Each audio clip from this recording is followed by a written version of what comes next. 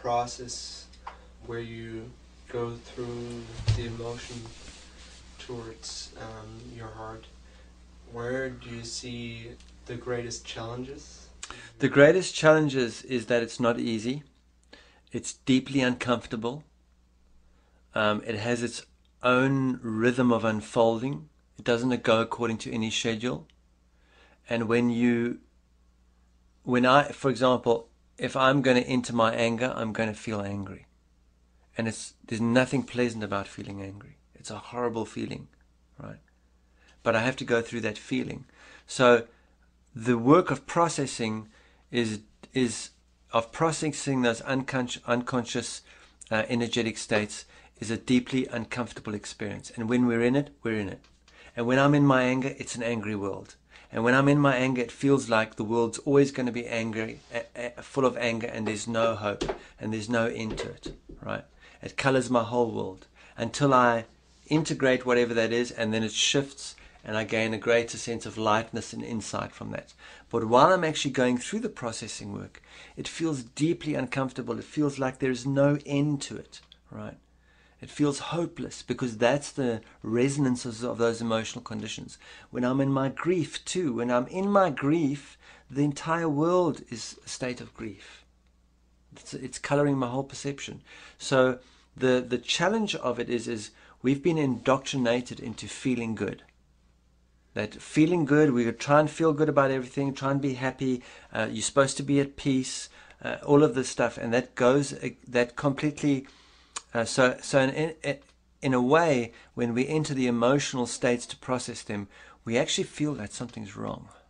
There's something going wrong. It's a very difficult place to go. And we've also been told by a religious indoctrination that these feelings are sinful, that we should be guilty, that we feel. So we have all this indoctrination which keeps us away from our emotional nutrition. So really, going into emotional processing is swimming against the currents of what we've been led to believe is what we're supposed to be. And that is the biggest difficulty about it, right? So someone who starts doing emotional processing, it doesn't matter what I write in the beginning of the presence process and let people know what they're going to go through, then they'll get to session 3, 4, 5, 6, and they'll write me an email and go, but everything's terrible, and I'm feeling terrible, and I feel horrible, and I'm angry, and yeah. Well, what did you expect? You're feeling what's really going on there. Good job. You're obviously doing the work, right? But actually they're writing to say, isn't there a way I can stop this? Am I doing something wrong? Is there a way I can end this quickly? Is there a way around this? Maybe there's another technique. Maybe I just didn't get something right because it's really unpleasant. Well, yes, it's unpleasant. We're looking at generations of trash, right? There's generations of fear, anger, and grief.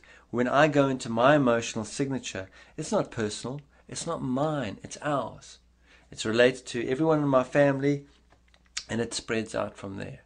And when we go and really feel our grief, when we process our grief, there will be a time when we feel the grief of the world, and it feels like we're drowning in that, right?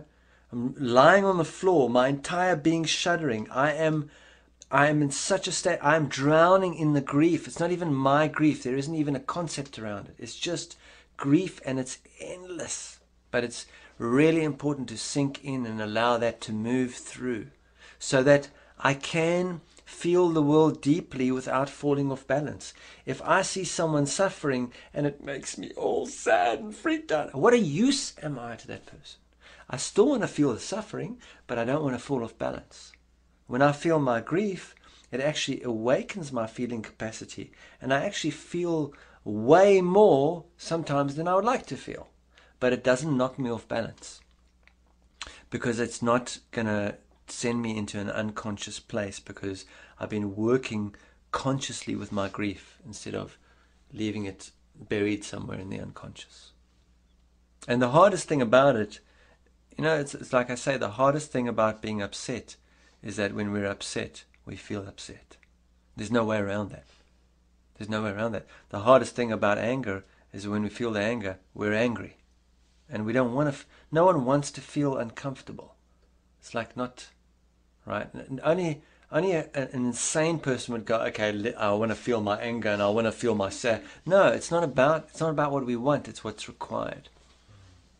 It's not about what we want. It's about what's required to grow.